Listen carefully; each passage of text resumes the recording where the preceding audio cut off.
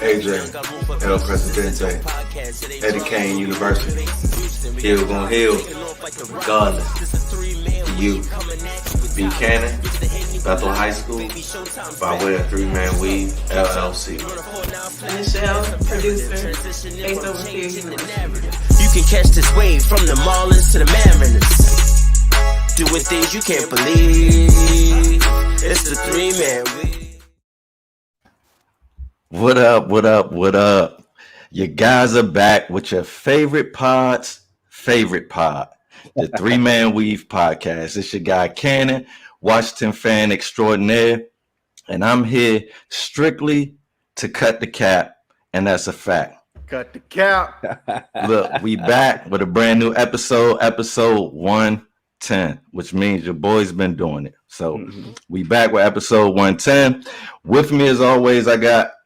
You already know who it is. It's your boy Hill.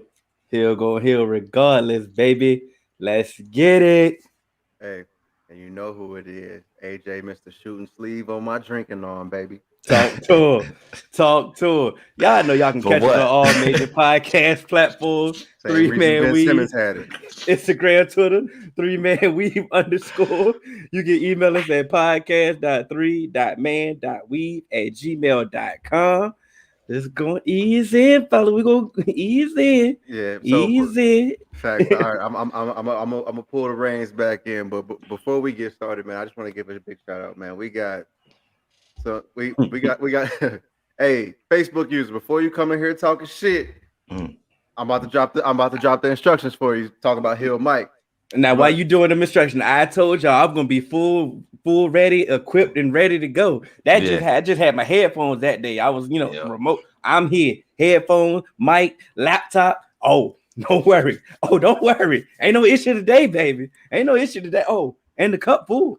And the cup is full. Oh shit. The cup is full, baby. Suns and four. Hey, Suns and four. Hey, you see that? You see they beat some Clippers fans' ass already too, right? Hey, they undefeated with all the fight. That's what I was about to say. Your fans is elite, bro. Them Clipper fans they put up a fight. They put up a fight now. They pulled up. They pulled up. But now listen. Now everybody, I know some may have some new viewers this time. We're trying to keep the flow of the show going. We need everybody to give StreamYard the position, permission. So we can give you the credit you deserve for your comment. If you say something profound, respectable, we can post it. We need you. We don't need to see this blank screen that say Facebook user. We want to give everybody their just due for showing up with us tonight. So please give StreamYard their permission. Oh, come shit. on now. That's Kayo. That's Please. Party. Oh, she not gonna like this. She not gonna like this, sis. You're not gonna like this, sis. You was doing a shout out. Before, I would like to do a shout out, man. We're gonna start with Sha'Carri Richardson. I love what she did, man. Sha'Carri Richardson, actually, she's been a viral sensation since she got to LSU as a freshman. When she got to LSU as a freshman, she was all over the internet because she was busting everybody's ass, yo. She fast as shit. She don't care. She gonna talk all her shit and she gonna back it up, and she's smoking all these motherfuckers out here and doing it, at the 70-meter mark, pointing at the clock, letting them know, hey, yeah, this me. I'm here. Easing up. Oh, 100%. She holding it for the Olympics. And so I want to shout Sha'Carri Richardson out. I also want to shout out the North Carolina A&T track and field team. Specifically Akeem Sirleaf, Trevor Stewart, Daniel Stokes, and Randolph Ross. They are the 4x400 NC North Carolina A&T men's 4x400 team, and they are Tokyo bound. I also want to shout out Duke Reagan from Cincinnati. He is on the Olympic boxing team. Okay. Duke, Duke Senior, his father actually held my pops down when he came out of jail, gave him an apartment and helped him out. And so I'm definitely full circle. I'm definitely pulling for Duke in the Olympics. Hey, we need them on here. I used to shoot pool down at Duke's place. He had a little pool hall down there. and that's where Duke Jr. trains at. So it was a pool hall, gambling hall, boxing gym, all of that. So just want to shout out to Duke Reagan as well. Pause. Did you bring out Lucille? See, I didn't have a Lucille. Mine was Pauline. Okay. You know okay. Talk to him. Mine was Pauline, and I used to be kicking ass with Pauline since I was 7. You know, see, Key Glock, since he was 6, he was playing with sticks. I was 7. You know, I was just taking a whole bunch of old heads money on the table. That's all. You know, on the carpet. While we still in the shout out mode, I want to give a shout out to our guy Ross Williams Jr. It is his birthday today. Happy B-Day, my guy. Birthday, Ross. He's been a loyal supporter since day one. He's been giving us a hard time, but like I said, you can give us a hard time, pause, if you're going to support. But as a B-Day gift, he ain't gonna like this episode. I'm gonna let you know right now, my brother. He a realist, man. So it's like it be your own bros. It be your own bros. But it's like he a realist. He out of all of he the best 76ers fan, hands down. I know. Yeah, Jarvis. Hey. I'm gonna give Jarvis some bail, but Jarvis ain't duck no smoke. He ain't duck no smoke, but he still be delusional. So it's like Ross is real, man. So it's like when it comes to the Titans, though, he be delusional. Yeah, I'm about to say. Yeah, we're specifically talking about the 76ers. Oh man. Facebook user, please give us permission. But he said, "What's good, bros? Happy belated Father's Day to the Noops. Hey, happy belated Father's Day to all the fathers out there. I want to say continue to do your job. Don't shy away from your responsibilities. We are needed. We are definitely needed. Don't let anybody tell you otherwise. If you having an issue with your baby mom, please don't let that deter you. What you got going on with your child. Always fight for your child. Please always fight. You are a father. You are needed. So don't let that deter you from doing your job. You made your responsibility. Make sure you take care of your responsibility. Everybody, Juneteenth. We celebrated Juneteenth. It's an official holiday. I'm not gonna let Brother X go take over right now. AJ definitely. I was gonna unleash him. I was definitely gonna unleash him. But Cannon sent us an inspiring text message that day. He said, "Don't let anybody deter you from celebrating Juneteenth." You know what I'm saying? They doing a lot of things. They trying to spend that. You know what I'm saying? Look, stay positive. Stay positive. Stay positive. Now we got all that out the way. Eric is here. I got Jarvis is here. Y'all here? Put some respect on Jarvis. You know, I see you, Reef. Reef is here. We got a lot of people here. And look, before we get into it, let me just say one thing about that Juneteenth thing. Go ahead. So it's like I've never celebrated it. So it's like, you know, we knew about it, but I've never celebrated it. The first time I really understood it was last year. I'm not gonna sit up here in front. And so my family, my brother, actually Marcus Cannon Sr., so shout out to him. He brought my whole family together to his crib. Now, the reason why I say I sent y'all that message is because I'm not gonna put it out there, but specific people in my family haven't spoken in years. You see what I'm saying? Or haven't been cool in years. And we was able to come together, have a positive time, and everybody was able to just be happy and celebrate. So I really appreciated that from my brother. And that's why I didn't want us to fall for the negative spin about Juneteenth and not celebrate it. Because another thing, this is an old lady from Texas, man. Her name is Opal, and forgive me for forgetting her last name, but she walked from Texas to DC like in increments. Like it took her a long time to make this Juneteenth become a federal holiday. So it's like we can't just look at it from our generation's perspective. Some people, our grandparents, you know, our great uncles and our great aunts, they gave blood, sweat, and tears for that. So it's like we got to keep that in perspective also. And so, I want this. Let me go for you. Go ahead. Like you said, I was in the same boat as you, Ken, and I knew of Juneteenth, but I never really celebrated it. And I want to commend social media for being, you know, we hard on the fake woke people, but they kind of inspired me for some of the events that they was going to. Some people they was throwing, and it's like, okay, now I kind of understand. I feel in the Juneteenth spirit. So I'm glad it's a federal holiday. The work is not done. You know, we continue Not to at go. all. Work is not AJ, done at all. at an X, go do your thing, sir. So, as y'all know, I have a lot to say about this, but I'm not really going to really delve into it right now because um, I request a lot, and I'm one of those people that it's not about the you know the surface level things. And Malcolm X said it best. And if you don't know what he said, go look it up because that's the type of person I am. But also it's a step, but it's a step while also taking a couple steps back. And I don't want people to lose sight of that.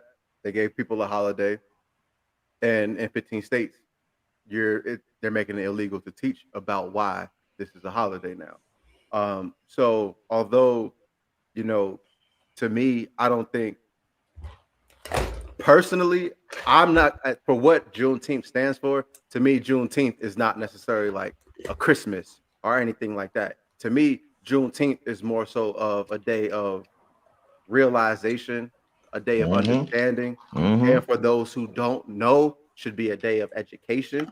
Mm-hmm. But also a day of a whole bunch of shit that Black people love to do. So from now on, like I Absolutely. say, like I like Absolutely. for the longest, I've been taking Malcolm X's birthday and Juneteenth off of work intentionally. But now that Juneteenth is, a recognized federal holiday, I'm not going to do that. So, but I do believe that this is a day that we as Black people need to really educate those others. It doesn't need to be, oh, so now everybody's celebrating Juneteenth. Nah, it needs to be, oh, you don't know what Juneteenth is. Let me tell you why we celebrate it. Because a lot of times in our community as Black people, amongst us, there are things that we shun people for when we could use that opportunity to bring knowledge. You get what I'm saying? So that whole I don't like that whole fake woke thing because we should all be aware. Mm-hmm. Even if you ain't woke, you should be aware because when things are happening, we all need to be on one accord, and that's where we have historically lost. We've always historically lost by being on one accord. Absolutely. That's it right there. Unity, man. You know, Queen Latifah said it a long time ago. you Who know you what's calling crazy? a fake? Like unit. I mean, not unity. You threw me off. That threw me off. But changing your mind is given like a negative connotation, and in some instances, I understand that. But like what's wrong with growing and understanding some things? Like, okay, we might have been ignorant. You might have said some things in the past, but now you're getting more mature and you're learning. Like, what's wrong with that? Like, Nothing. what's wrong with that? Like, we should. Here's my thing. The way that our society is built, they want you to grow up and be a complete human. Yeah. And you can't. That's impossible. They forget that things change throughout life. Once again, if Malcolm Little would have died, before he became Malcolm X, the whole like his whole history would be changed. If people canceled him as he was Malcolm Little while he was in jail, etc., they would have never allowed him to become the human being that he was. All of these famous people. I'm 100% because guess what? If you go back and you start and you judge me from who I was at 2008, 2010, 2011, and you dig up my tweets from there, and then that's it. That's the only iteration of me that you know. Judge me from now. I'm the worst. Don't even I'm the judge worst me from human being. yesterday. I'm the worst human being in the world. I'm the worst motherfucker you'll ever know. I'm a womanizer. I have a whole lot of other shit in my back. Like, I ain't never hit no woman. I ain't never did nothing like that. But I'm just saying, like, Twitter, like back in the day, it was like a fun place. We would just say shit. Sometimes it wouldn't even actually reflect your actual thoughts. But you just saying there, you reciting a song lyric, but out of context, nobody knows it. You're just saying some shit from a TV show, but nobody knows it. Yeah. A whole bunch of context that is lost. And once again, what have I always said? Things are about nuance. And one thing that people have to also realize is people are allowed to grow.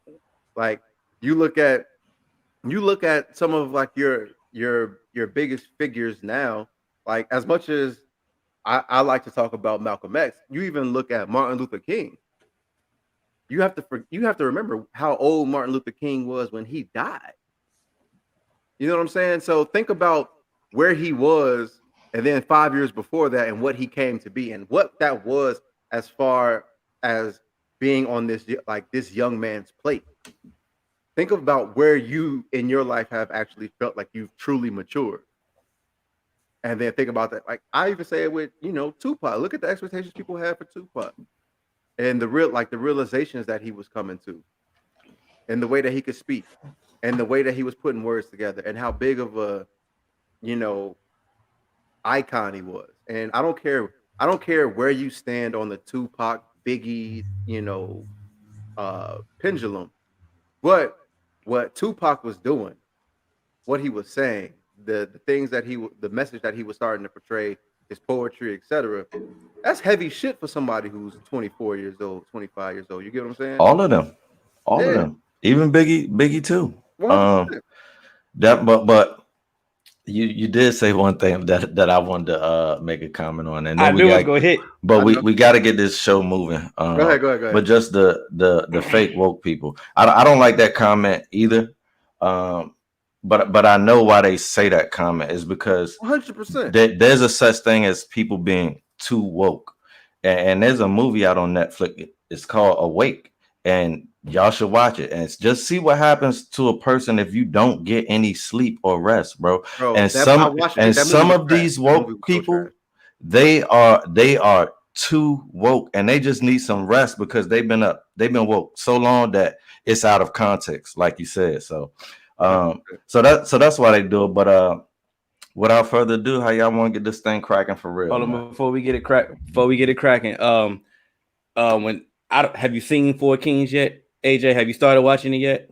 No, not yet. Because I got a free day Friday, and I want to be able to sit down and watch all of that Friday. We definitely would be discussing that documentary. Like I said, Cannon has definitely, he sold us. And boxing, I'm here. So once we finish that in its totality, we all gonna watch that. We definitely gonna start back discussing The Chi. That was posted in the group. And we're gonna start back our discussions. We're gonna catch back up on All American. Catch back up, and I definitely got to watch Fatherhood. I heard that was good. Yeah, I'm scared to watch that, man. Someone actually recommended that to me yesterday. But see, famous Low said that he was crying about 5 minutes, and I don't even want to. I don't like tear jerkers. So once everybody catch up on The Chi, definitely heating up, sis. Oh yeah, it's fucking up. Nah, I actually think that's Cardi, yo. He's on his wife. My bad. But get your own login, man. What's going on, man? Speaking of Cardi, that's right, like, yeah. Is Brooklyn in here tonight? The comments is jumping, man. I know this shit low as hell, but it's okay.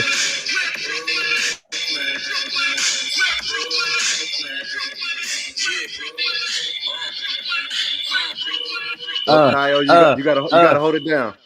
Brooklyn Nets. Hey, Brooklyn Nets. Bring y'all ass to the stage. They I don't think they've shown up yet. Yeah, they ain't shown up yet. They didn't show up. They haven't shown up yet. They asked. Let me say this. They asked for a direct link to the pod.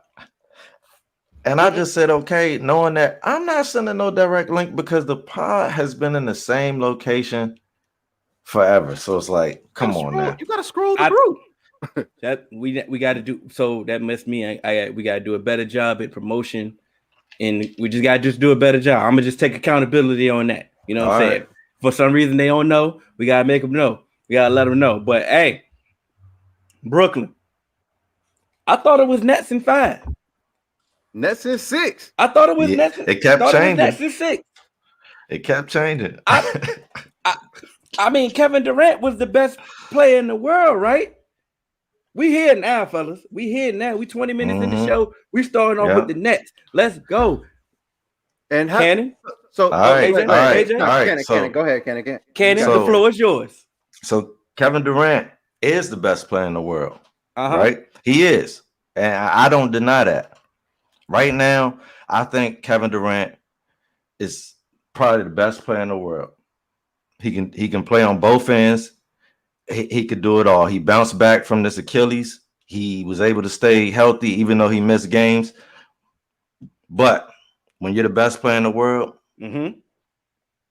criticism comes with that. It happened to all of them. It happened to Jordan. It happened to Kobe. It happened to LeBron. So you are not exempt, Kevin Durant. First of all, I don't want to hear people are saying like, "Oh, his foot was on the line." Don't get your foot on the line then. The 3-point line ain't moved. You know where it is. You know where you need to get to. So guess what? Because you're the greatest player in the world. So that's a portion of basketball skill. That's thank you. So and you're the greatest player in the world. So one, get your feet right. Number two, you did not show up in game 7 and at the end, bro. So it's like Drew, God bless him. People are saying that we weren't going to give him no credit. That is a lie. Drew Holiday was playing some defense out there. But as the greatest player on the planet, you have to deliver. You have to find a way to deliver. If you feel like you can't get that jumper off, you gotta get closer. You gotta do whatever you gotta do.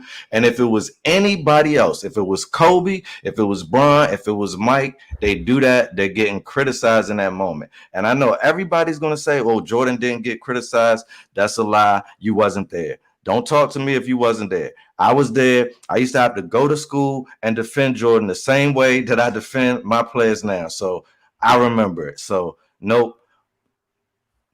Want to talk about Harden? What they say? Anytime you step on that floor is what? No excuses. No excuses. If you weren't healthy, your ass shouldn't have played. Your ass shouldn't have played. And now back to your health. You're doing a lot of other things. First of all, you purposely got big to get out of Houston. So karma. I said that from the beginning. You purposely got big to get out of Houston. Then basketball not your number one priority. You producing albums mid-season. So it's like you multitasking. So where's your love at, really? Kyrie, he's taking days off just because. So it's like y'all never had the continuity. And what we were telling the Nets fans is that, bro, we've seen super teams come together and not get it done right away because it's not as easy as you think. And I'm gonna let AJ go. I ain't gonna take all the points. Get him, AJ. I have so people was talking. I've seen so much. Oh, but Kyrie rolled his ankle and James Harden wasn't 100%. All of that. But what I want to say is, where was these excuses when y'all were winning games in the regular season and your big three had only played collectively 8 games during the entire regular season? Y'all still was winning games during the regular season, and it was only Kyrie and James, or James and KD, or KD and Kyrie, and nobody was making excuses. It was still Nets in 6, Nets in 6, Nets in 5. So if that's what y'all have put, if that's what y'all have put out there, guess what? That's what I'm going to expect. So when all 3 of your big 3 ain't playing, I don't really care. Because at the end of the day, this team as a collective ain't trash. Even without Kyrie at all and a hampered James Harden, you still have some guys on that team. And you're playing against a team that's not a super team. The Bucks weren't a super team. You were in those games. So if you were in those games and had you won, you would have been like, "Oh yeah, we won with all our injuries and stuff like that." So now, you would have. That's a fact. So take it. So take it. It is what it is. You lost, and I don't care to hear it. Y'all wanted to say, y'all was ready to say, "Oh, Giannis couldn't get it done. Giannis is like, how is Giannis the next superstar? How is Giannis the MVP? And he couldn't get it done." Guess what? He willed his way. And what I also want to say is, injuries are a part of the game. I have heard plenty of people not give a care in the world, nor invalidate a championship, even though injuries occurred. Because guess what? You still got to play the game. People always want to. I've always said, hey, we need to change that next man up mentality, because if the man is Bron and the next man up ain't Bron, you can't just say next man up, because that next man can't do what that man did. But everyone always said, nah, it's next man up. Y'all got to do y'all job. So guess what? Y'all didn't do y'all job. Y'all sent home. Y'all on the couch. Shut the fuck up. I have no sympathy for y'all. Zero. Because guess what? When early on in the playoffs, Chris Paul went out. Didn't nobody have no sympathy for Chris Paul? Because guess what? I definitely did. Chris Paul always hurt. This is normal. Y'all should have expected that. Y'all wasn't shit without him anyway. Okay, so guess what? We have to go ahead and do what we got to do. If we lose, we got to eat that. But if we win, guess what? We won. Y'all lost. Take that shit. And guess what? Go ahead. And one of my favorite posts is now KD, because people like we had a conversation about KD, where he falls in the elites. And I believe I ended the show saying KD had always been shooting at LeBron. LeBron was never shooting for KD. And this goes to show what it's about, because even though KD had that great game to when Harden was hurt and that was a must win, what he did, it has people expect LeBron to sustain that regardless of who's on the court with LeBron. I don't care if it was Harden and Kyrie, or if it was Delly, or if it was Delly, Kobe Gibson, Anderson Varejao, Zydrunas Ilgauskas. I don't care who it is. People's expectations of Bron are different, and people's expectations of the elite are different. And I'm not saying that KD is not elite. I'm saying elite and all-time great are two different categories. Two different things. And I don't think KD has vaulted himself in there just yet. And as much as I don't kill KD for going to Golden State, things look a little bit different when you get there and you win with Golden State. But when you the actual guy and things break down, you don't necessarily get there. You get what I'm saying? Yeah. You don't get over the hump, because to me, having you on that team regardless, people look at you like, oh, we can win this game. But when it was like these people are out, people were like, oh, we need this game from KD. Can KD prove that he can give us this game? When you are that guy, people are like, no, do it. Ain't no questions asked, ain't no excuses. Do it. Petty moment. When AD got hurt, when the Lakers lost, it was all fun and games then. This ain't the bubble. Oh yeah. It's all this and that. But now all of a sudden, when it's the Nets, now all of a sudden you want us to be objective. You want to be like, and Kyrie was hurt. Oh, Harden had a grade 2 hamstring sprain. KD was out there by himself. Joe Harris ain't show up. I don't care when it comes to that, because you didn't care when it comes to the Lakers. Like I say, you can't pick and choose when you want to be objective now. You can't pick and choose. Like I say, either you're gonna be objective or not. Like you say, you can't pick and choose. I'm just saying. I seen our guy Rose. He wanted us to talk about, Harden. He didn't show up. He didn't help out. When has he? He never showed up in the playoff. But I'm going to give him a pass this series because the grade 2 hamstring strain. That's real. It's like a tear. That's real. He gutted it out. Get on the floor, bro. He gutted it out. He did his thing. KD, it's a self-inflicted grade 2. I'm gonna let you go. KD, statistically, listen to me now. Statistically, did his thing. It's really no slander. Absolutely. It's really no slander that you can give to KD statistically. But think about it. Now all of a sudden, you're the best player in the world. Because if Bron had did that statistically and still lost, what would they have said? More. They'd have highlighted on him losing. Oh, Jordan would have did that. Blah blah blah. You kid yourself to Jordan and blah blah blah. No. You're the best player in the world, right? Be that. Eastern Conference Finals was the bare minimum for y'all. Bare minimum for the best player in the world. Because all I know is, all them teams that Bron had on that run in the East, they won't no stacked team. We're not gonna do that. Like, yeah, he had some stacked teams, he had some super teams, he manipulated some players and did all of that. But them teams, all them teams, you know what I'm saying? All them teams. That when he just made sure that you could just pin him down to get to the final. All them teams weren't great. That team that he even with a hobbled Harden was better than some of them players that LeBron. And I'm not even the biggest LeBron fan. He not, and that's what people don't know. Look at the team that got swept by the Spurs in the finals. Look at that team. Yeah, he dragged them to the finals, bro. Bro, to his put that bike.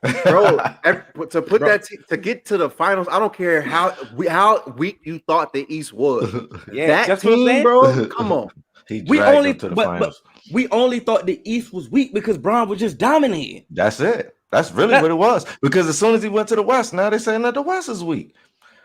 But look, let me just get this one point in, and then I'm gonna let y'all have it. This is the number one reason, and I wanted to save this because I wanted to see if either one of y'all were gonna say it. This is the number one reason why I don't give them a pass. Because even prior to Harden, I'm with you, Hill. I'm with you, Hill. You sold me. Grade 2, he gutted it out. We can give him a pass for that. But KD and Kyrie, I'm not giving you no pass for your injury. One, because you were gone on your hiatus, you're doing walkabouts and whatever you're doing mentally to get right. So I'm not giving you no pass. But the preseason podcast, bro, and all the cheap shots, like you had the ring in the bag.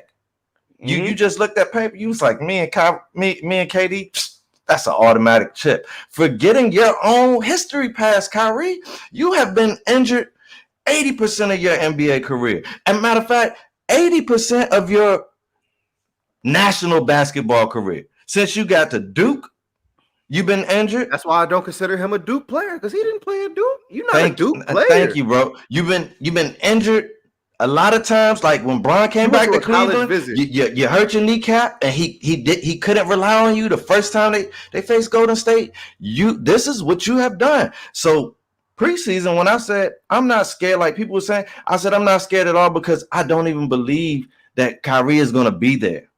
Because I just know Kyrie. I've depended on him before. You feel what I'm saying? So that was my number thing. They talked super greasy on that podcast, and neither one of them could get it done. Why couldn't KD hit that shot? Because Kyrie said, I could finally look down. You said you could look down and he could hit that shot. Well, that was game 7. So I don't even care about game 6 because this is the one, like Hill said, to get us to bare minimum Eastern Conference final after we was talking trash. And he couldn't hit that one. So you told a lie on that podcast, bro. Now listen. Year 1 teams, year 1 super teams, they struggle. They routinely struggle. They get it together. So I was gonna give them the pass if they lost in the Eastern Conference Finals, but you had to at least get to. But you had to get there. You had to get there. I'm glad you brought up the preseason, Candy. You made me remember what we said in the preseason. Why we was hyped in the beginning of the season, because a lot of these they broke up the 3 team, the big 3s. It was a lot of big 2s: Bron, AD, Jamal Murray, Jokic, Ben Simmons, Joel Embiid. Jaylen Brown, Tatum.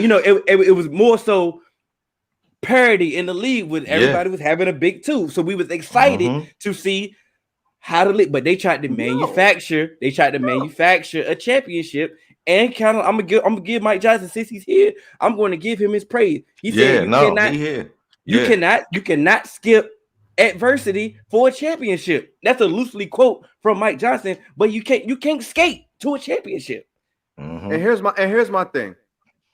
No team has skated to a championship. I don't give a damn how good that team was. And I believe in preseason. I said, just like the Clippers, how I couldn't crown them. I need to see it first. Yeah, you got to show me, because it's been like we've seen it. Teams come together, and then these guys came together and only played together as a super team. Like I said, less than 10 games together. And you think you just gonna flip the switch in the playoffs and get there? The same things that we killed the Clippers for the last couple of years. We're trying to just get there, low management, and get everybody healthy. And then now y'all doing the same thing. Y'all following the same recipe, and then that didn't work.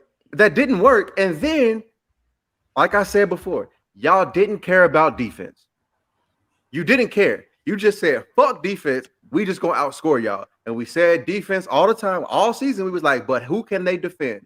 Who can they guard? Who can they stop? And like I said, I was like, the Bucks have the pieces. If they can get the Nets to play 80% of what the Nets have been instead of firing at 100% where they excel. I said if they can bring them down and make it a defensive game, a half-court game, the Bucks have the advantage because they're not going to stop everybody from getting there, but they can slow them down and they can make it. They have the pieces to match up. You can put Giannis on somebody. You could put Drew on somebody. Like we said when they got PJ Tucker, we said that is a great addition because PJ Tucker can defend and hit the corner three. We said that. We said all of it. And so guess what? But we was hating though. We was hating. That's why I'm laughing. That's really why I'm laughing because it's like we tried to change the narrative. And what I don't understand is for the Nets fans who didn't show up today and who are going to lose 10% because they didn't show up for their midterm. Matter of fact, this is the final. This is a final. You did not show up for your final exam like we asked you to. You didn't read the syllabus, so I'm going to tell you right now. We weren't hating on y'all. What y'all thought was hate was just honest opinion. We're telling y'all what we see. Yeah. We're telling y'all, hey, look, we don't think y'all can do it because from what we've seen, y'all haven't played together. Y'all are y'all are minimizing the value of the regular season and the minutes that you can get together. So, as Eric said, if you wasn't there for Kerry Kittles and Richard Jefferson, don't talk to me about being a Brooklyn Nets fan, talking about Nets and 6, and you're not going to show up for your final exam. Well, I'm not going to hate on if we know that basketball, a lot of people follow superstars. So if you were a KD fan and you came to the Nets, I ain't mad at you, bro. I'm not mad at you at all. But don't duck this smoke though. If you've been in our group talking all this trash about them, don't duck this smoke now is all I'm saying. But I ain't mad at you for being a Nets fan. But that is funny though, Eric. Hey Jarvis, it wasn't. Jarvis, it wasn't 82 games. They didn't have to carry a team for 82 games in the playoffs. 72.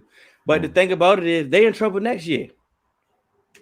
They in trouble next year as well. They in big trouble. The offseason is interesting because, like I said, they got 3 max players. All obviously they're going to have a depth issue. They're going to sign. Mm-hmm. I mean, they're going to get some veterans that's going to be on the tail end. Ring chasing. We're going to understand. Like, damn, you went there. I understand it. You old. You trying to ring chase. But what they're going to do is they're going to do the same thing again. They know Kyrie has an injury history.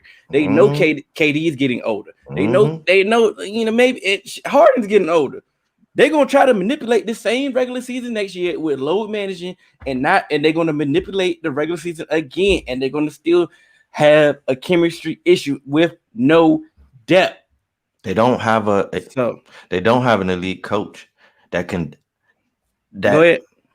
probably it takes a superior coach to juggle 3 superstars. Yes. So it's like AJ said, it's their coach. It's their one. We preseason we had a whole. They killed us for what we said about Nash.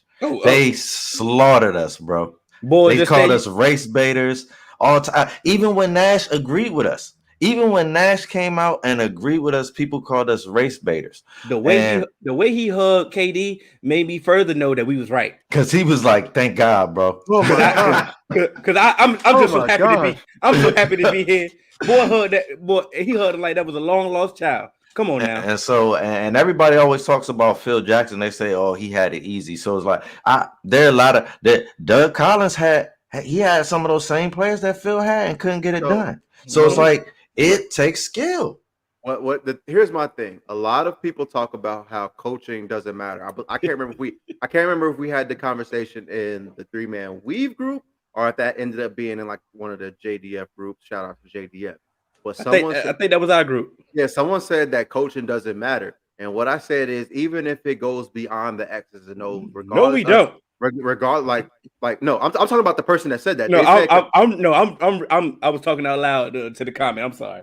Oh, you said we gotta give him a chance, fellas? Yeah, no, we don't. Yeah. Hell no, y'all didn't see. You go back and watch our episode. He gonna earn it like everybody else. Everybody else has to earn it. Like he's a Hall of Fame player, great point guard. But as a coach, Finish your point, because I'm get gonna go right to that point. Directly.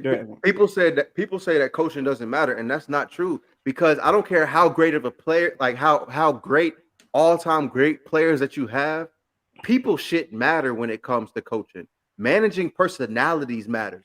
Managing those personalities and their minutes matters. Managing the personalities that have to deal with those personalities matter. So you can't tell me that coaching doesn't matter, because guess what? We talk about Doc Rivers. One of the things that Doc Rivers is shitty at is managing the people shit, managing personalities, managing all of those personalities. How you gonna come out and talk like you're the coach and you talking about that shit about Ben Simmons? I don't care if everything that you're saying about Ben Simmons is true. I'm gonna get there. I'm gonna get there. I'm gonna hold it. I'm gonna pause it. So I just want to throw that out there. So people talk about Phil Jackson. Phil Jackson didn't just have it easy because he managed Michael Jordan and he had Kobe Bryant. Because guess what? Motherfuckers hated them too. Yeah. I'm like when I was in LA, I ran into Ronnie Turioff at Fox Hills Mall. And I was like, yo, how is it playing with Kobe? And he said, I hate that motherfucker. I want to punch him every single practice. But guess what? That motherfucker's good. So I don't say shit. Because guess what? We got a chance. And he made Terry off better because you would have never been nothing, bro. So shut up and enjoy the ride. Exactly. And so that's my thing. It's hard to be around greatness, man. It's hard. It's hard to be around greatness because those great players expect greatness out of motherfuckers who not great. Mm-hmm. Hey, so they don't even expect greatness. No. They don't even expect greatness. But when they don't see that greatness work ethic, they be like, yo, that's all they want is work ethic, bro. But their work ethic ain't great. Like their work ethic ain't great. So they be it's like I don't even. I just need you to try your best. That's why Michael Jordan was punching motherfuckers in the face. That's why Kobe Bryant wouldn't pass the ball to motherfuckers. He'd be like Kobe said, why would I pass it to these motherfuckers if they don't work? But see, Steve Kerr was actually good, and so Jordan was trying to get him to be great. So it's like. It's like when you see all of those arguments that Kobe got, like it's with somebody that he believed in. You feel me? So it's like him and Paul, like he believed, like I can get through to Paul. He didn't even speak to Bynum. He was like, bro, that's a lost cause. I'm on your tail though, Paul. I'm in your chest. Like, no, do it, shoot that, do this, because I believe me and you can get this done together. You feel me? One more point. Go ahead. And that's a part of managing personality. That is because as a coach, guess what? Yeah. I could talk to this player and be like, get your shit together, stop being a fucking punk, and go do your thing. But another player, I gotta be like, hey, guess Bynum what? would have went to the bench had Kobe talked to him like that. Get your head in the game. Look, we need you. You're an important piece of this team. We're gonna count on you. One of these plays is gonna come down, and we're gonna need you. I need you to focus. So you also have to know how to talk to your players and manage those personalities. And great coaches know how to do that. AJ, did you just pull a Stephen A. Smith? You had a source? Ronnie Turioff was your source? Nah, that was a Chris Broussard. That was Chris Broussard. No, because that was legit. That was a real source. Stephen A. don't name his source. He just said he would have said I spoke with a former teammate. Somebody that's why I said it. Let me get to this comment right here because I forgot my other point. But don't forget this. Oh, my bad. Oh shit. Go ahead. Don't forget the Jazz and y'all criticism. I'm gonna tell you why. We ain't talking about the Jazz. Because we ain't talking about the Jazz all goddamn year. And I'm gonna tell you why we ain't talking about the Jazz. Because we didn't believe in none of that. Yeah. We did not believe in none of that. It was the reason why I only responded to you. I said, let me see you in the playoff. Nobody cared about the Jazz. Nobody believed in the Jazz in the playoff. They did a whole lot of the regular season stuff that we've seen before.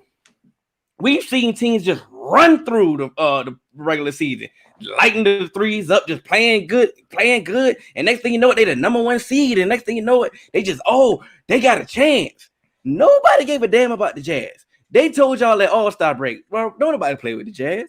They disrespected the Jazz, and they won't even post to disrespect the Jazz. You got the defensive player of the year. You got Donovan Mitchell, who was a damn superstar in the making.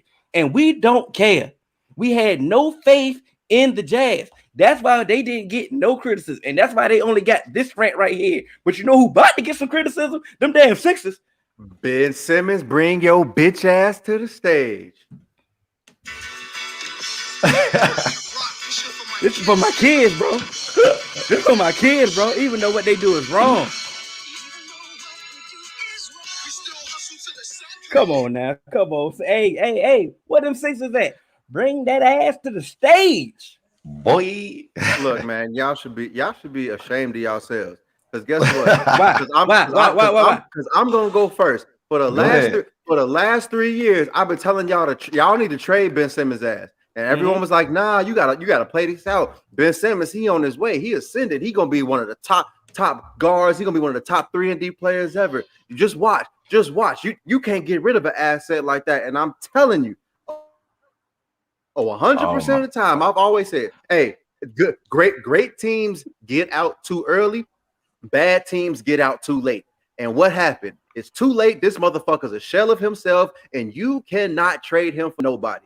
And right here, process over, right? No, the process should have ended with Joel Embiid. Joel Embiid is when you should have started saying, like, hey, look, we need to build around this player and build our championship team. Every single season since y'all got Ben Simmons, what have we said? Oh, the 76ers need more shooting. The 76ers need people who can space the floor. The 76ers need somebody that can create space for Joel Embiid. And nobody ever said, hey, nobody said we need to do shit for Ben Simmons. They send us videos of Ben shooting. And that's what I said. I don't want to see Ben Simmons shooting in the offseason. I don't want to see Ben Simmons with a 5'11" trainer in his face. I don't want to see Ben Simmons at LA Fitness shooting threes. You know what I want to see? I want to see Ben Simmons shooting threes in a motherfucking game that matters. And even the preseason, all that shit. I don't care, because guess what? Now you are so far in your head that you can't even do what you are good at. I can't even count on you to do what you're good at, is getting to the point, getting to the basket, at least giving us 12, 14 points and giving us 10 rebounds and 10 assists, because you driving and kicking and stuff like that. I can't even get at the basket. He kicking at the basket. Damn, you want Trae Young got you shook? Trae Young is my height. He got you shook on the defensive end. Get the fuck out of here, bro. Y'all told me I was crazy for saying y'all need to trade Ben Simmons.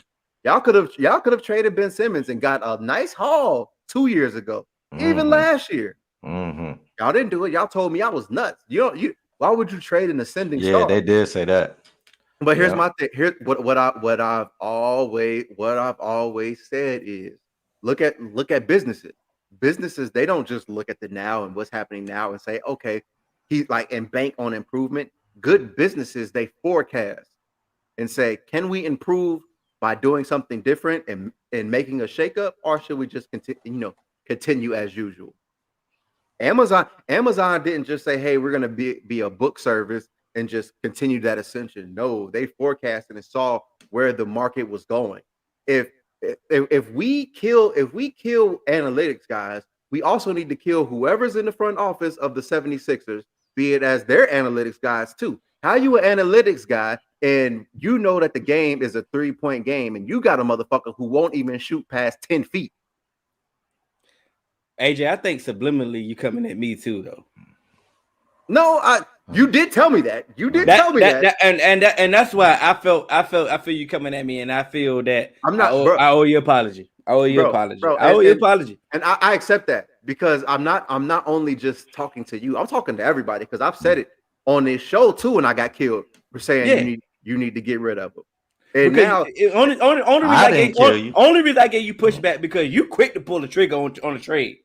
But that's my thing, though. Like you got to get before, the value. Because the value's gone now, bro. Ben Simmons' value was at its highest. Yeah. People believe that Ben Simmons could be that. People believe, like, regardless of what you say about Giannis, people still have to respect Giannis on the 3-point line, because guess what? That motherfucker still shoot it. I don't care if Giannis is shooting at 27% a game.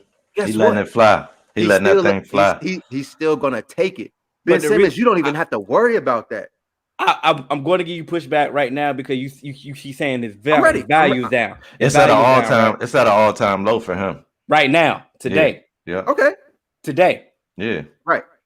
He's already a product of media manipulation anyway. I'm gonna just go ahead and keep it a buck, because they keep telling, no matter who you listen to, they keep saying the same exact thing. Oh, if he just gets a jump shot. Oh, if he just gets a jump shot, he'll be the next LeBron James. He'll be this. He'll be that. Let me go ahead and give you $1 million worth of Gilly voice. He ain't about to get no jump shot. The boy from Australia, they don't shoot. Right. Right. I'm just going to get in that quick. But I'm just saying, bro, like they keep saying the same exact thing. If he just gets the jump shot, he'll be the next LeBron James. I mean, he's defensive player of the year candidate. He's an all-time, he passes, he's a playmaker, he's such and such, he's this and that. If he just and the same thing that Jarvis said in the comment earlier, he's 24, he still got time to develop. This is who he is. Thank you. This is who he is. He's not even attempting. It's not even the fact that we see he's trash at shooting. He's not even attempting to shoot. And bro, I ain't never, point. bro. I play basketball. I'm not saying I'm good. I'm just saying I play. I go to the gym, bro. Everybody shoot. Even if even the trashiest dude on the team letting it fly. He letting it fly if he open. Yeah, that's what we there for, bro. And that's been my point. I didn't like. Regardless of what you say, if he develops this, I didn't see no attempt to develop. Guess what? Like I've seen, pregame, you'll see big men attempt threes. You'll see them do that. And guess what? Sometimes they'll act like if you leave them wide open, bro. Last game, when it was the stretch, when the Clippers and Suns were getting close, I think it was campaign. He was just like, "Hey, Rondo." He didn't even walk up on him. Rondo shot that bitch confidently and didn't hit nothing but net. Because guess what? Rondo's like, "Fuck it." Okay, if you go at least drop That's what your he said on All the Smoke. Yeah. At least drop your nuts to the point where if a Rondo wants you to leave him open like that. If a motherfucker dares you to do it, at least be like, "Okay, I'm gonna do it." Because I'll be like, bro, for the last 2 years, I've said I don't even care if Ben Simmons missed. Just do it, because eventually that shit's gonna you gonna at least hit one. And this is the thing that a lot of people have been saying. Oh, he just need to switch position. I think I seen that in the comment. He need to go play power forward. It ain't gonna work. Power forward's not gonna guard him out the block. He can excel in the Draymond Green role. You know what Draymond Green does? Shoot hustle. Threes and hustle. But he shoot, bro. But think about his confidence. Never, bro. Draymond, even if he shoot an air ball, you think he'll splash brother sometime, and he can hit free throws. So listen, go ahead. But listen, so like I like y'all approach because y'all came from a clear basketball approach. I'm doing something that I normally don't do because this is personal now. So I'm probably not even going to take a basketball approach. I'm coming from a universal standpoint. Everybody, Mike Johnson, Jarvis Cannon, you two specifically are the reason Philly did not get over the hump this year. Oh, yes, talk about it. Mike, you spend more time worried about LeBron James than your own team. Oh, that's just what it is, bro. Yeah, you put a post in the group, Mike, where you said that you were an original hater, and you were proud of that. I was in disbelief, bro. Jarvis, you don't just specifically hate on LeBron, so I respect that, but you hate on anybody that ain't the Sixers, and you don't use logic in your hate. Your logic is that you don't like them, so you just saying they ain't good at. But when we talk to Sixers, you want us to always use the logic, bro. And so it's like you can't pick and choose when you want to be objective. Yeah, and you're choosing it, right? And so when I first invited you to the group, Jarvis, I specifically invited you because we were just talking records, and I said, bro, come here. I said, we're gonna talk objectively about the sports, bro. Because I could just come up here and say, Washington football team gonna win every single game, but that's not reality, bro. If I'm being real. You see what I'm saying? And you were just talking like y'all were hold on, AJ. Like they were guaranteed to win a chip, and they ain't never won nothing, bro. And Jarvis had the nerve to tell me, he was like, we won a chip in the 70s, bro. Like I'm talking about in your lifetime. They've literally never done nothing. So for you to think that, oh, this year is our year, and it's just that easy, never having been to the playoff with super teams forming around you. I was like, these dudes done bumped their heads. And Mike, you supposed to know basketball. I can You're chime in. supposed to Chime know in, AJ. basketball. And I try to refrain from arguing a lot with y'all in here, but it's like I'm gonna pull out a stat because I said it's personal.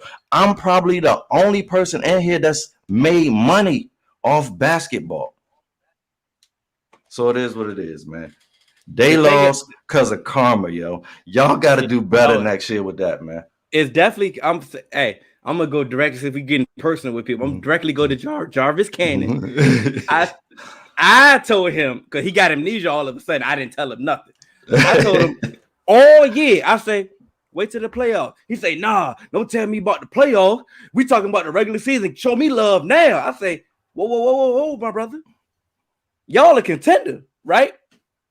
It don't So matter I hold. about the regular season. So I hold. Me personally, it's me talking. I hold contenders to a whole nother level. The playoffs matter.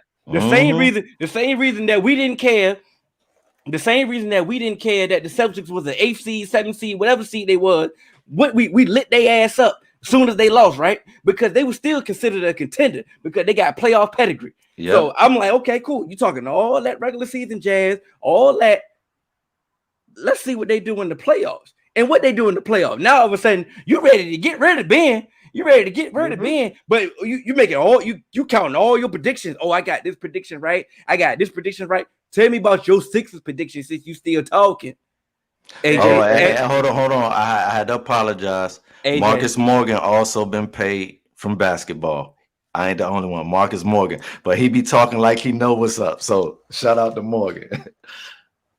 And so once again, before I make my point, y'all killed me because y'all said I was, very quiet on my sons all season, but our pedigree wasn't there. So I'm not finna be popping shit like, oh, we finna be champions. I'm gonna be like, hey, we doing good now. I like what I see now. If we do this, I think we have a chance because I'm objective and realizing, oh, who am I to say, oh, the Sun, we got this shit in the bag. For one, like y'all told me, Chris, like we know Chris Paul's history in the playoffs, and he's out right now, and it ain't even because of injury, but he at the time he looked so important to our team. If he wasn't there, we didn't have a shot. So guess what? I'm gonna be like, you know what? If everything works out in a perfect world, we definitely have a shot.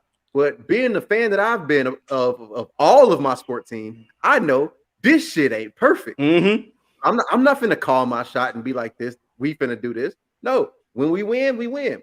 I'm actually mad excited that we're in the Western Conference Finals. And I'm gonna talk a lot more shit now that we're in the Western Conference Finals because guess what? I'm glad we're here.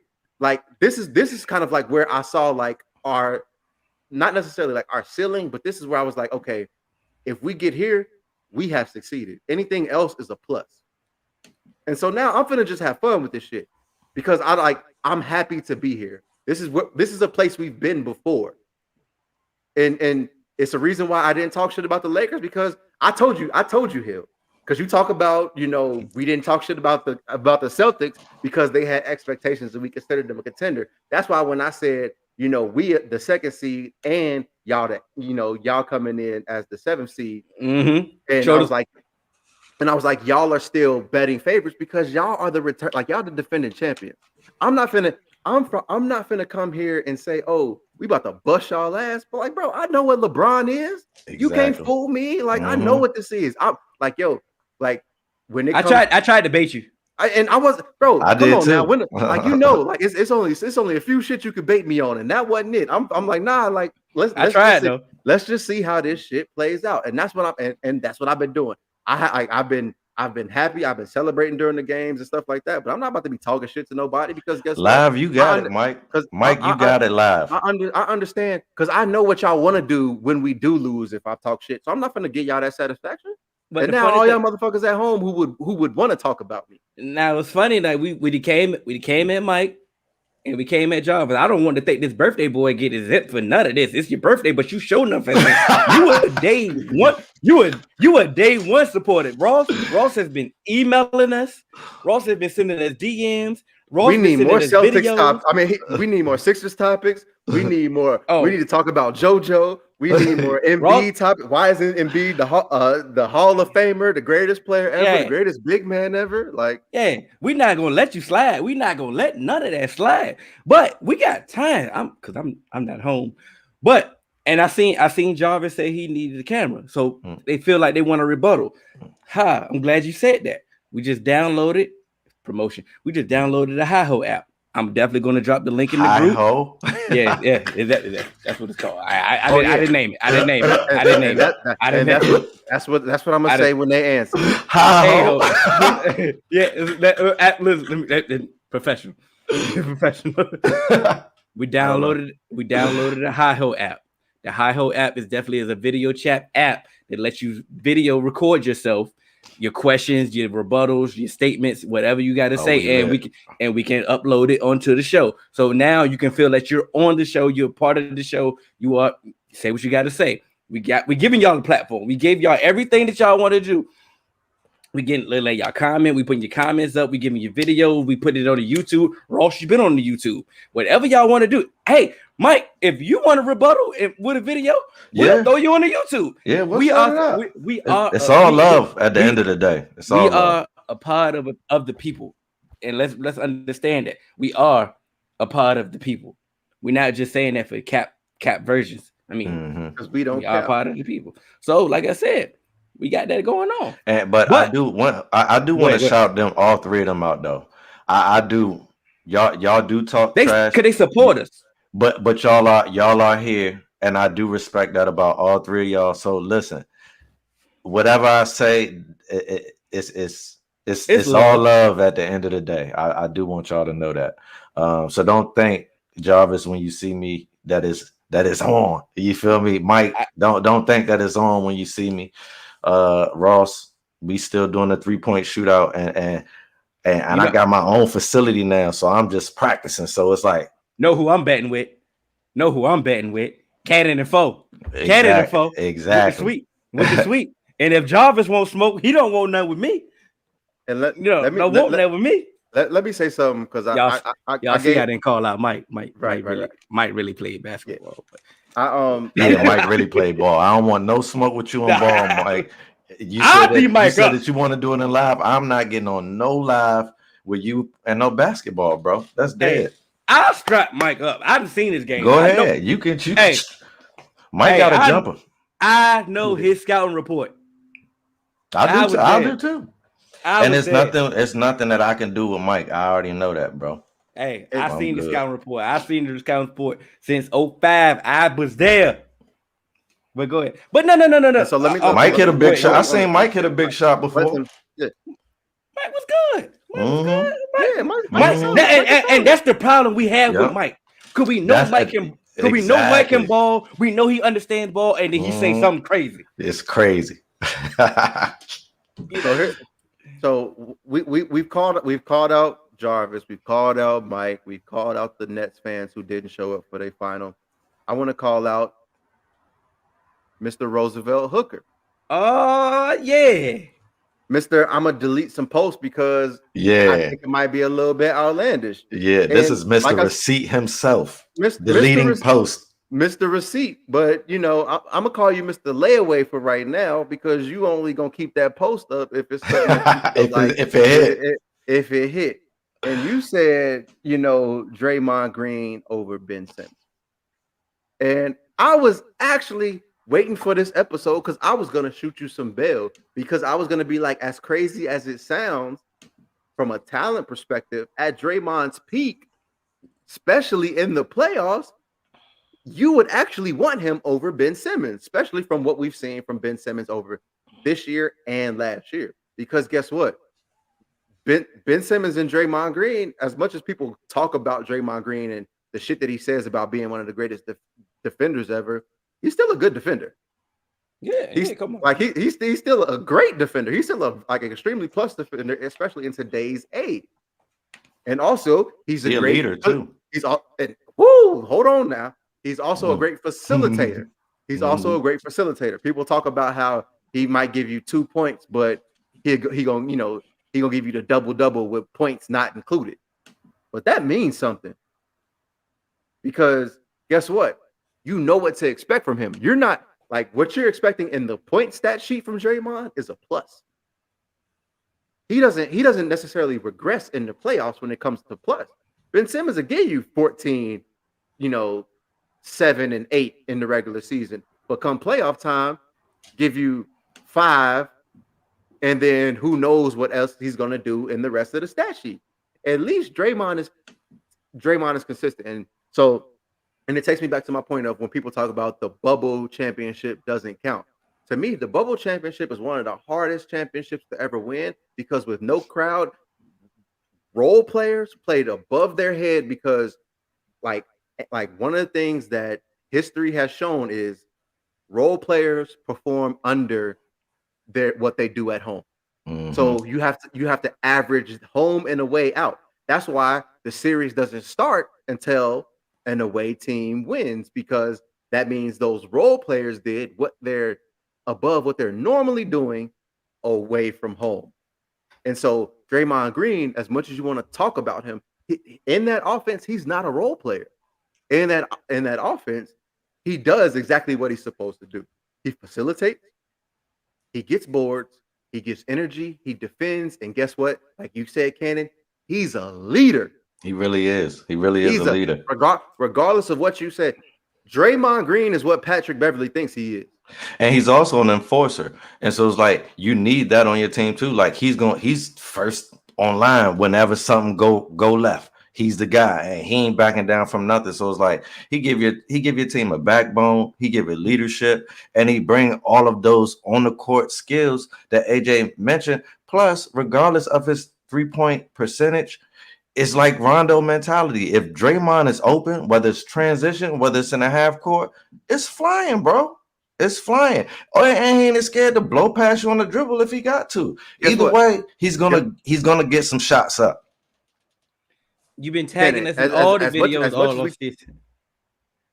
Go ahead. So, as much as we talk about Draymond wanting to be a splash brother and all of that, guess what? Draymond's career playoff 3-point percentage is 31%. Ben Simmons don't have a playoff career 3-point percentage.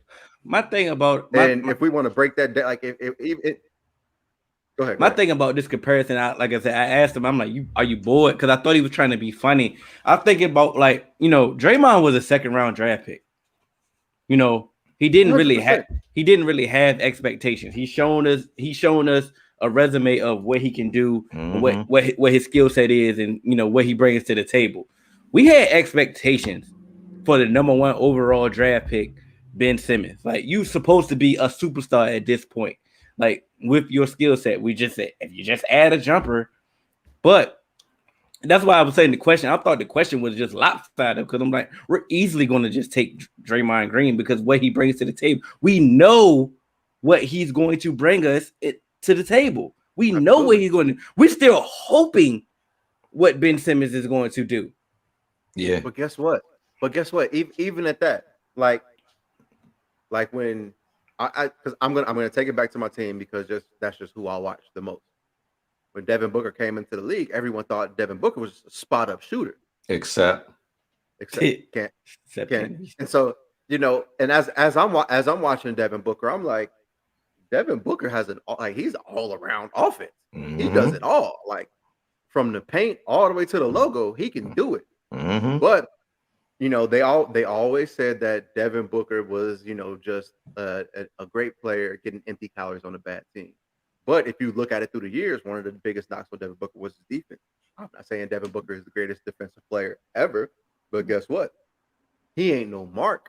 You can't just be like, hey, we just gonna call out Devin Booker and think it's an automatic bucket now. And the reason why is because Devin Booker mentally is you went country real quick. Like when the Memphis on us. My fault. Devin Booker has a mentality where he thinks like I'm not just gonna be who you think I am. I've said it for the last 3 years. Ben Simmons is who he was when he came into the league. Who we thought he's exactly who we thought he was. And I don't. And like I said before, and I've said this before, Giannis isn't who he was when he came in the league. Y'all wanted to compare him to LeBron, he's growing, bro. Y'all wanted to compare him to LeBron. Guess what LeBron did? LeBron evolved his game. LeBron got that mid-range fadeaway. Then LeBron stepped it out. Then LeBron got a 3-point shot. And guess what? Ain't nobody just finna just let LeBron shoot a 3. That's why I said. That's why I said he was a media manipulation product because Yeah. we seen that in LSU. Okay, boom. Let's say, Cannon, I know you used to work the circuit. You know these Yep. players before they got here. But Mhm. for the casual people that don't watch high school basketball, he came in. He the number one player, right? They Mhm. told him he was the number one player. So you got to go off what they didn't told us. They were like, Yeah, oh, he's the number one that's player. true. That's fair. Now look, now he gets to LSU. He basically was chilling. Mhm. LSU was traded, but he basically was doing whatever he wanted to do on the court. So Yeah. basically, what they told us in the whole time, they were like, It looked okay, true. Yeah. they said, hey, if he asked, he didn't have to shoot because he was Yeah, getting he to the did. painted wheel. Yeah. But they were like, look at his form, he can shoot, blah, blah, blah. Mhm. They was telling us, hey, if he shoots, he can be this. Cool. First year, he gets hurt, he doesn't play. Second year, he wins Rookie of the Year. Should he would have run? Should have he We won debated Rookie that of the Year back over then. Donovan Mitchell? Hell no. But he won. Who propped that up? Media. They kept praising him. And then what they kept saying in the offseason. If he just adds the jumper, if he just do this, and then what did he do the next year? And then they said the same thing. If he just adds the jumper. And you say that in the group, and you said, hey, I'm done with the potential. You are who you are. What did the Sixers do now with him? They unfortunately they have to pursue what AJ has been champion for 3 years. And this is what I meant when I said the value. So you can't ignore his strength because he becomes a. I'm sorry, y'all. I'm sorry for the podcast. Listen, you can't ignore his strength. You can't ignore his strengths because when his weaknesses become a liability, his strengths don't matter. They outweigh him. I got you here. His weaknesses in the playoff series outweigh his strengths, especially during crunch time. And that's if I can't depend on the amount of money that he's getting paid. If I can't have you be on the floor during crunch time, you got to get out of here.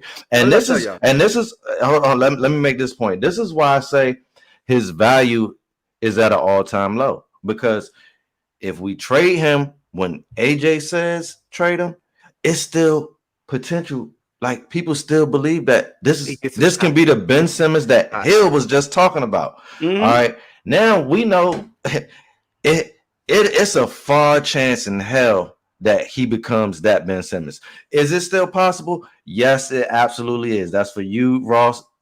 You might. Yes, it is still possible, but he is going to have to put some serious work in and change his attitude. Do I think it's going to happen? No, I do not. I just don't see it happen. He is who he is. So now, if we're going to trade him, right? Teams are they're lowballing. They're like, we can get Ben Simmons for the low, and they're like, it's gonna be good for our team because they thinking we're gonna use him right. We ain't gonna ask him to shoot. We just gonna ask him to be in the paint like he did at LSU. But it's like now you're a specialty player. You now, if I'm just asking you to do what you did at LSU, you're no longer an all-star. You're no longer a potential superstar. You're a specialty type player. I'm gonna bring you in just like Doc was doing. You're gonna have to go out in the last 2 minutes if you know what I mean. If we got the ball, I'm gonna have to bring you back in for defense, and that's gonna be wasting timeouts, man. So it's like they gotta trade him at this point, unfortunately, because if you keep him, Philly don't get over the hump. And like I said last game, when before that last game, it was like, can you the whole thing? Can you play Ben Simmons? I said, is it time to put Thibault in and just put Ben Simmons on the bench? Maybe let him run the second unit or something, because it's like, I don't care how much of, potential he has. If he's not doing it when it's crunch time, it's not, I'm not here for your potential right now in the playoffs. It's about doing it. And like we've said with other teams, you have expectations. I can't. And see, but you talking about Thibault is in the PG. What is Ben Simmons? In the playoffs, is Ben Simmons a PG in the playoffs? You can't so I'm saying is, can you play Thibault, because Thibault is going to defend like you expect Ben Simmons to do in the playoffs, and also that was one of Ben Simmons' strengths. Even his defense got weaker in the playoffs. So if his his confidence go down, it's hard. So his confidence went down, and yeah, Thibault slapped that man in the back of the head at the wrong time. But guess what? I know if Thibault gets an open layup in the paint, he gonna dunk that shit at least. And as much as you say George Hill or Maxey, I'd much rather have I'd put Thibault. They're not a liability. Like let's be honest, bro. Exactly. Anybody that you name, George Hill, Maxey, Thibault. Why was it like George Hill? They're not. I don't understand it. And that's when it comes down to Doc, because Doc waited too long to make adjustments, because you had people that could have got some buckets, man. The Hawks were struggling to get buckets. Like, you could have just made some adjustments. You could have went, I hate small ball, but you could have went small ball and got it done, because the Hawks aren't that big. But what did we say about Doc? That's why we didn't even talk about Doc. We lit Doc ass up last year when he blew a lead with the Clippers, and he did it again. Well, one, we lit him up twice. We lit him up. We said before anybody that he should be fired from LA. They killed us. Then they fired him. They act like we didn't even say that he should be fired. Then he got hired, and we said we weren't sold, and then we got killed again. So I'll take a 2 for 2. And then Doc Rivers did the same exact Doc Rivers thing. Everything that you always do. So he is who he is, right? He is who he is, right? So we had no expectation, but we knew you were gonna blow another lead. Like you got the worst percentage in Game 7. You got the worst. You know what I'm saying? You got the worst percentage to get hold of AJ. Go ahead, you got the worst percentage in Game 7. You're terrible. You are what you are. But you was handcuffed with Ben Simmons. No, you wasn't. You should have put his ass on the bench if he became a liability, because the boy was out there looking shell shocked. The boy was scared. He was petrified. When he passed at the basket, bro. Come on now. His teammate was so close to the basket, he couldn't even put up a legitimate layup. They just threw it at the rim. Like, Mike, you know too much about basketball, and I know you watch the games to say if you sub Ben out, you need a ball handler and facilitator to replace him. Bro, in that fourth quarter, he wasn't even touching the ball. Joel Embiid is getting the ball at like 25 feet and having to make his own. He's having to create his own shot. Ben Simmons is not facilitating shit, and that's why I say get Ben Simmons out there. I don't care if Thibault's not a PG, because guess what? Your PG ain't PG. Ben Simmons play better when Embiid is not on the floor. It's not about Doc's first year, because they reconstructed the whole team. They brought shooters in, they brought other players in. Doc was different. Y'all told me Brett Brown was the problem. Doc supposed to have the pedigree and such and such. I like Brett. Brett ass had to go. I like him, man. So let me ask. I just thought of something. So before you go, because Wilson Chandler knows Stephen A. Smith. Wilson Chandler told me Brett Brown ass couldn't coach, and he told me that personally.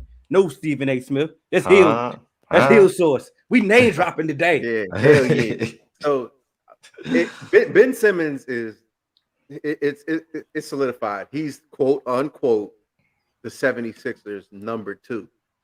Who would you rather have, Ben Simmons or PJ Tucker on the 76ers as presently constructed?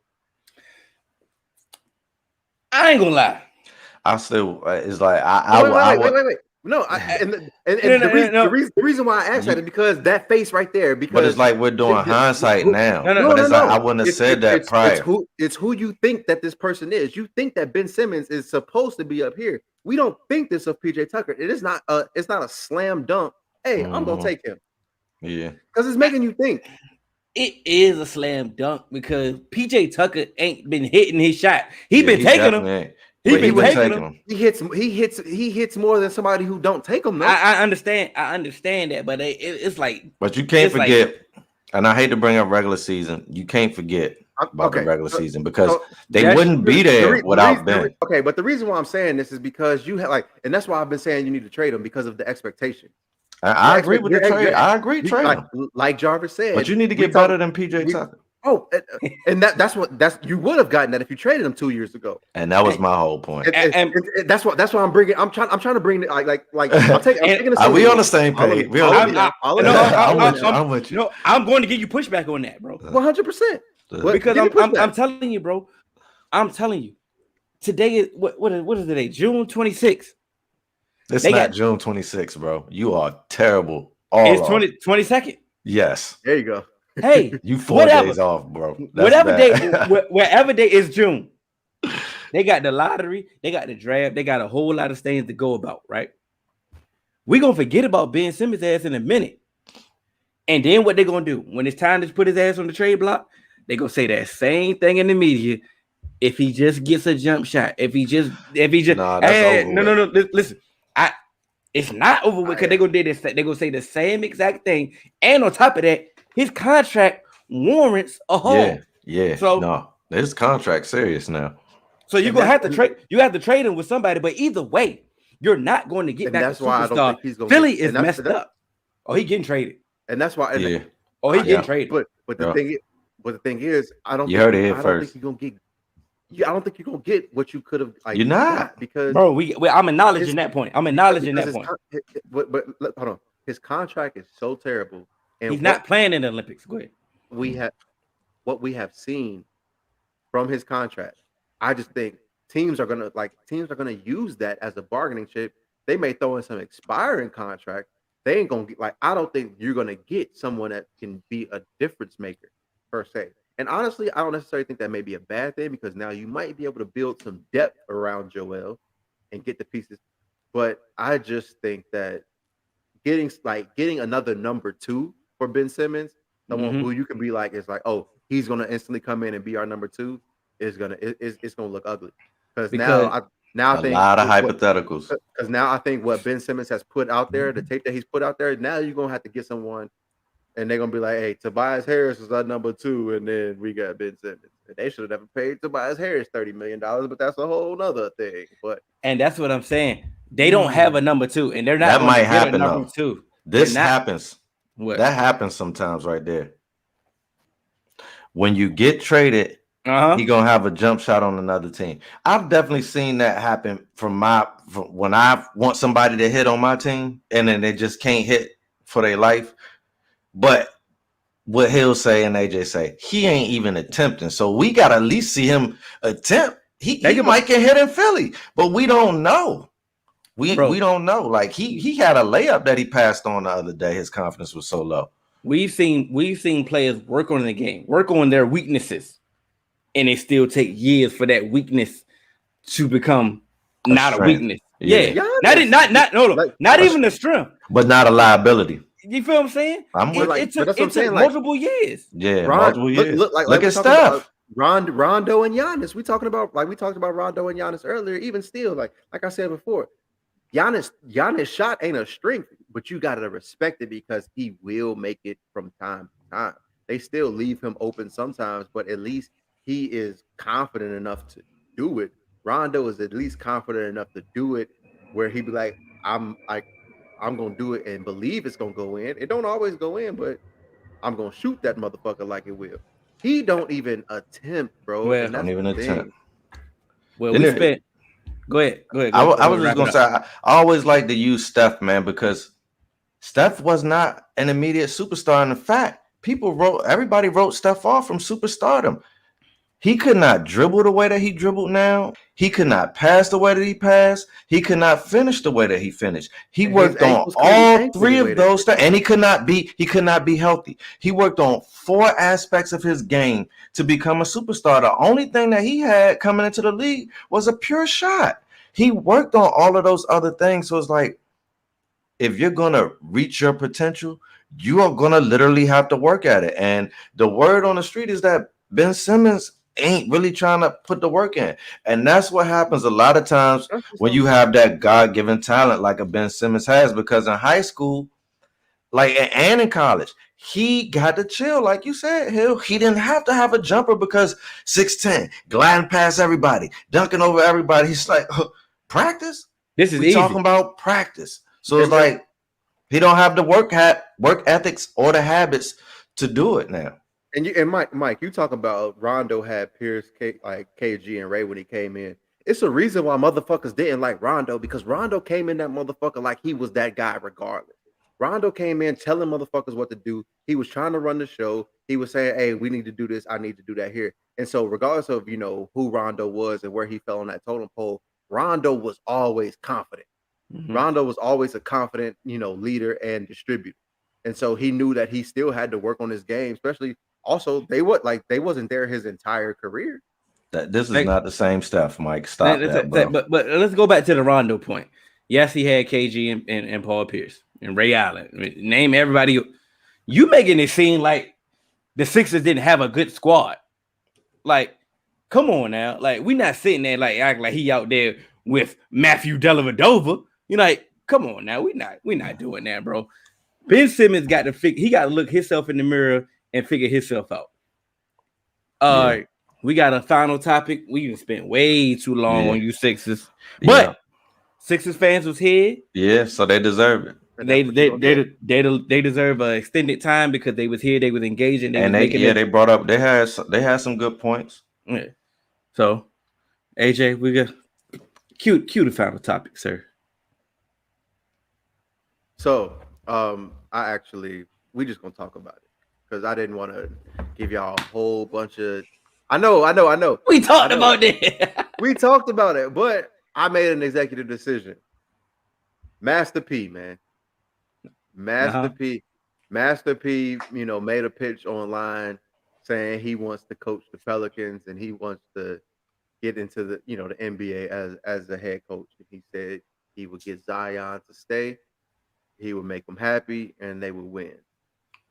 And I got some questions about that, but what I'm gonna toss it to y'all first. Do y'all think P got what it takes to be in the NBA as a head coach? Hell no. Well, one thing I'll never ever do is bet against Master P. That's because correct. One thing that P don't do is talk about stuff that he can't do. Mm-hmm. P knows basketball. Correct. You know what I'm saying? He was doing a lot of stuff. Was he able to get to it? No, but if you look at his sons, he coaching his sons and they just won a state championship. So it's like, they looking real polished. So it's like, I don't know if he can coach the NBA, but what I am saying that P has that it factor. Mm-hmm. He's going to put all the work in necessary to make sure that he's a legitimate coach if he gets the shot. Whether it works or not, that remains to be seen. But I will never bet against P because everybody that told P he couldn't do something, he did it and some. So it is what it is. And that's on not just rap. That's on multiple levels. Jarvis Cannon said, I wouldn't say coach, but GM. And I'm on the same page. I'm not going to say GM either because, like I said, he hasn't been in the basketball field. You know how I feel about he knows deals. But you know how I feel about skipping steps. Yeah. I need prerequisite, but hey, he need to be president of basketball operations off rip. He need or some variation in that organization because at least to drum up excitement about your team. Let's be honest me and Mike on the same page though. P gonna be working though, man. Let's be honest. Let's be honest about the Pelicans. The Pelicans been given too many opportunities to succeed, and they've been putting basketball people in position to fail and drop the ball. It's time to switch it up, like Master P said in the clip that AJ didn't post. Is I understand some things. I know how to relate to these people. I know how to talk to these people. Will he get Zion to stay? That's a strong possibility. Him and Zion had a good relationship. I believe prior to him getting there. I believe that Master P understands the business side of everything. I don't even bet the business side of everything that he can fix New Orleans, at least get them into a perennial playoff team. Because listen, hold on, they talking about moving New Orleans. Let's be honest. They did. They definitely talking about it. And I'm gonna say it right now: if they don't hire Master P to do anything, they ass is getting up out of New Orleans. They not staying. For sure. And so, Keem, he says, I believe if P says Zion gonna stay, Zion gonna stay. I don't 100% know that because of how old Zion is. I don't know if Master P holds a place in Zion's legacy, his history, his childhood, like he does. Like for me, some of my age, I have no limit tatted on my body. I I don't even know if Zion has been in the club and he's heard a single No Limit song. He had to have heard Down for My Hitters, man. But see, but my whole thing is I don't know if it resonates the same. I don't know from if the South Kakalaki. But I don't know if that name resonates like might somebody not. who It grew might up not. in the time that we did. I'm gonna let you finish, but I'm gonna rebuttal when you finish. If it had Drake said, "Hey, I'm gonna be the coach of the Pelicans" or somebody like that, then I think that would resonate more than Master P. Yes, Master P name holds weight, but sometimes if you're not from that era, I don't get to fully understand who you are. And so to me, P can say, "Oh yeah, you're a coach." Zion can look at the history. Oh, he's a rapper who made it to the NBA. But I don't know the influence that Master P truly has, and I don't know the importance of Master P. I'm gonna rebuttal that. Can I rebuttal that? Go ahead. I'm ready. Player. It's 3 names. It's 3 names that I don't give a damn what age group you in. Jay Prince.